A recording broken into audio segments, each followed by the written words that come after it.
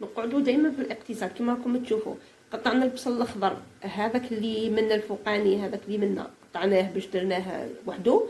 ودوكا هذا الجزء الابيض اللي بين الجزء الابيض هذا اللي قلنا عليه خليناه للشلاضه، هذا قلنا خليناه للشلاضه. دوكا يجي الجزء هذايا نقطعوه حتى لهنايا، نقطعو غير هذايا هنايا، وهذا المتبقي نقطعوه مع نقطعوه هنايا مع هذا البصل الاخضر. الاوراق الخضراء هذه نكملوا نطيبوه في الوصفه واحده اخرى. هنايا بعد ما قطعت البصل كما قلت لكم، الجزء الابيض بين الابيض تاع الشلاضه وبين الاوراق الاخضر اللي طيبناهم، زدنا قطعنا لهم طوماطيش حب نحطوها فوقهم كما راكم تشوفوا. قطعنا طوماطيش كما راكم تشوفوا، وكذلك نديرو فوقهم نديرو الملح. درنا الملح، نزيدو شويه زيت،